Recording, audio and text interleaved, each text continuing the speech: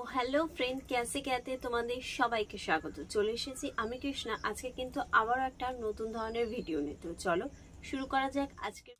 সবার প্রথমেই দেখতে পাচ্ছো হার্ডেনার আর রেজিন বেসটাকে খুব ভালো করে মেখে নিয়েছি তারপরে এই যে ক্লেটাকে দেখতে পাচ্ছো এটাকে দু ভাগে কিন্তু আমি ভাগ করে নিয়েছি সমান দুটো ভাগে কিন্তু ভাগ করে নিতে হবে আজকের যে ভিডিওটা হতে চলেছে সেটা কিন্তু অনেক রিকোয়েস্টেড একটা ভিডিও তোমরা অনেক দিন ধরেই বলছিলে যে এই ভিডিওটা করার জন্য তো ভাবলাম চলো আজকে এই ভিডিওটা করেই ফেলি এই যে দেখতে পাচ্ছো এরকম একটা কাটারের সাহায্যে কিন্তু দেখো আমি এটাকে প্রেস করে ক্লেটাকে কেটে নিচ্ছি থাম্বনেল দেখে তো বুঝতে পেরেই গেছো যে আজকে কিসের ওপর ভিডিও হতে চলেছে তোমরা অনেকেই কমেন্ট করে পিন বুগিটি দেখার জন্য রিকোয়েস্ট করেছিলে তো ভাবলাম আজকে সেটা রেডি করেই দেখাই আজকে আমি এটা একটা শিউলি ফুলের উপরে ট্রাই করব ডাইস দিয়ে এরকম ভাবে ক্লেটা কাটার পরেও কিন্তু সাইড থেকে দেখবে অনেক বাড়তি অংশ থেকেই যায় তো সেই অংশগুলোকে কিন্তু নরম অবস্থায় এইরকম ভাবে একটা কাটারের সাহায্যে মানে ছুরির সাহায্যে তোমাদেরকে কি করতে হবে প্রেস করে করে কিন্তু স্মুথ করে নিতে হবে যাতে করে বাইরে থেকে কোনো রকম এবড়ো খেবড়ো না থেকে যায় তারপরে দেখো আঙ্গুলের সাহায্যে আমি কিন্তু প্রেস করে পাপড়ির যে মোটা থিকনেস ব্যাপারটা ছিল সেটাকে কিন্তু ধীরে ধীরে একটু পাতলা করে দিচ্ছি যাতে করে পাপড়িটা একটু লম্বাও মতন হয় এবং এই যে মোটা ব্যাপারটা সেটা এতটা না থাকে এবার পাপড়ির এই অংশটা একটুখানি মনোযোগ সহকারে তোমাদেরকে দেখতে হবে এই যে কাটলাম পাপড়িটা এটা কিন্তু তোমরা দেখে হয়তো মনে করবে যে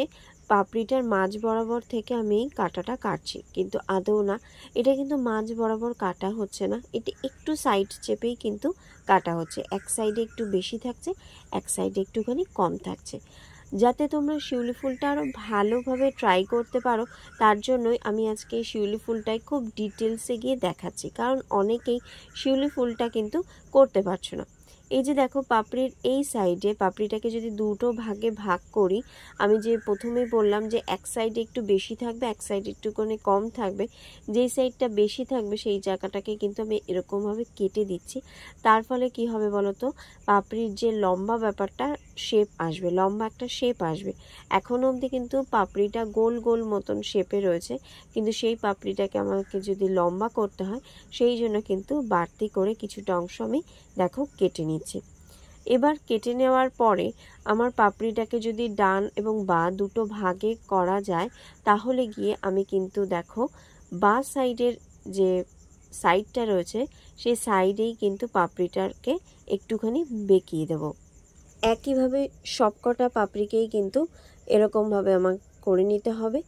অল্প একটু ক্লে আবারও নিয়ে নিয়েছি নিয়ে একটু গোল করে এখানে বসিয়ে নিয়ে বল টুলসের সাহায্যে হালকা করে প্রেশার কিট করে নিয়ে এইভাবে কিন্তু ফুলটাকে মোটামুটিভাবে আমি রেডি করেই ফেলেছি তবে এখনও কিন্তু পাপড়িগুলোর পুরোপুরি বাঁকানো যে ভাবটা থাকে সেই বাঁকানো ভাবটা কিন্তু কমপ্লিট হয়নি তো তার জন্য দেখো ছোট্ট একটা টুলসের সাহায্যে আমি হালকা করে পাপড়িতে প্রেশার দিচ্ছি এবং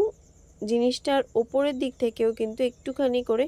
বেঁকিয়ে দেওয়ার চেষ্টা করছি যাতে করে সমস্ত পাপড়িগুলো একটা সাইডে টার্ন নিয়ে থাকে এই জায়গাটা অনেকেই কিন্তু করে না যার ফলে কিন্তু দেখতে অতটা ন্যাচারাল ব্যাপারটা আসে না সেই কারণের জন্যই বলবো যে তোমরা একটু সাইডটাকে বেঁকিয়ে দেবে দেখবে একটা ন্যাচারাল লুক এসে যাবে শিউলি ফুলটাতে তবে পুরো বিষয়টাকেই কিন্তু খুব ধীরে ধীরে করতে হবে পুজোর কাজ শুরু করেছি আর শিউলি ফুল করবো না তাতে হয় না আগের বছর শিউলির প্রচুর কালেকশন করা হয়েছে তোমরা চাইলে কিন্তু দেখে নিতে পারো ভিডিওগুলো এবছর আবার নতুন করে দুর্গাপুজোর কাজ স্টার্ট হয়েছে তো তাই জন্যই ভাবলাম যে শিউলি ফুল দিয়েই শুরু করি দেখতেই পাচ্ছো আমি কিন্তু পাপড়ির সাইডগুলোকে ধীরে ধীরে একটুখানি বাঁকানোর চেষ্টা করছি একবারে করছি না কারণ একবারে করলে না ফিনিশিংটা কিন্তু সুন্দর আসবে না এটাকে ধীরে ধীরেই আস্তে আস্তে করে করতে হবে শিউলি ফুল কিন্তু আমার রেডি হয়ে গেছে এবার এর ব্যাক সাইডে দেখো আমি আঠা লাগাচ্ছি আঠাতে কিন্তু দু সাইডে দুটো আইপিন আমি লাগাচ্ছি একটা আইপিনের কিন্তু যে ছিদ্র যে জায়গাটা থাকবে সেই ছিদ্র জায়গাটা থাকবে নিচে আর একটা আইপিনের কিন্তু ছিদ্রর জায়গাটাই দেখো আঠা দিয়ে আমি আটকে দিয়েছি। এরপরে এটাকে আরও শক্ত করার জন্য আমি অল্প একটু ক্লে নিয়ে নিয়েছি এবং ক্লে দিয়ে এটাকে এরকমভাবে ফিক্স করে দেওয়ার চেষ্টা করছি। একটুখানি কিন্তু এই বাড়তি যে অংশটা আছে সেটাকে চাকু দিয়ে কেটে নিচ্ছি, যাতে ব্যাক সাইডের যে ক্লেটা লাগানো হয়েছে সেটা ফ্রন্ট সাইড দিয়ে দেখা না যায়। এবং এটা যেহেতু উঁচু রয়েছে এবং কানে গিয়ে একটু হলেও অসুবিধার সৃষ্টি করতে পারে, সেই কারণের জন্য কিন্তু এটাকে টুলসের সাহায্যে আমি একদম ফ্ল্যাট করে দেওয়ার চেষ্টা করছি। তবে আরও একটা বিষয় খেয়াল রাখতে হবে, যাতে ফ্রন্ট সাইড থেকে এই যে ক্লেটা লাগানো হয়েছে এটা বোঝা না যায়। দেখতেই পাচ্ছ আমি কত সুন্দরভাবে কিন্তু আস্তে আস্তে এটাকে ফিনিশিং করছি। এই সমস্ত কাজ না একটু ধীরে ধীরে করতে হয়। বুগিটিটা শুকিয়ে যাওয়ার পরে আমি কিন্তু এখানে কালার করছি। কালার করার ক্ষেত্রে সবার প্রথমে আমি এখানে হোয়াইট কালারটা অ্যাপ্লাই করে নিচ্ছি। সম্পূর্ণ ফুলটা হোয়াইট কালার করার পরে আমি মিডিল পজিশনে দেখো অরেঞ্জ কালার অ্যাপ্লাই করছি। এই কাজটা করার সময় কিন্তু একদম সরু তুলি ব্যবহার করতে হবে। আমি এখানে 4টে জিরোর যে তুলিটা থাকে সেই তুলিটাই কিন্তু এখানে অ্যাপ্লাই করেছি। তারপরে দেখো এই যে সাইডটা দেখতে পাচ্ছ, একদম নিচে পাপড়ির যে জয়েন্টের যে সাইডটা রয়েছে সেই সাইডে কিন্তু ধীরে ধীরে লেমন ইয়েলো যে কালারটা আছে সেটাকে হালকা করে একটা শেড দেওয়ার চেষ্টা করছি। এটা খুব বেশি দেবে না, জাস্ট একটুখানি কিন্তু এখানে অ্যাপ্লাই করতে হবে। এবার আমি রেড কালারের সঙ্গে অরেঞ্জ কালারটাকে মিশিয়ে এই যে মিডিল পজিশনটা দেখতে পাচ্ছ এখানে কিন্তু এই কালারটা হালকা করে অ্যাপ্লাই করছি, যাতে করে দেখতে আরো সুন্দর হয়ে ওঠে এটা। তো শিউলি ফুল তো আমার রেডি হয়ে গেল। এবার কি করতে হবে, এবার এই যে আইপিনটা দেখতে পাচ্ছ এই আইপিনটা কিছুটা ওপর থেকে কিন্তু এরকম ভাবে বেঁকিয়ে নিতে হবে, তাহলে কিন্তু আমার পিন বুকেটি রেডি হয়ে গেল। তবে আমি যে আঠা লাগিয়েছিলাম সেটা একটুখানি দেখো বাইরে থেকে দেখা যাচ্ছিল, তো এটাকেও কিন্তু আমি ক্লিন করে নিলাম। কেমন লাগলো অবশ্যই কিন্তু জানিও কমেন্ট করে। যদি ভালো লাগে তাহলে একটা লাইক করে দিও, আর চ্যানেলে যদি নতুন থেকে থাকে তাহলে চ্যানেলটাকে সাবস্ক্রাইব করে ফেলো। দেখা হচ্ছে নেক্সট কোনো একটা ভিডিওতে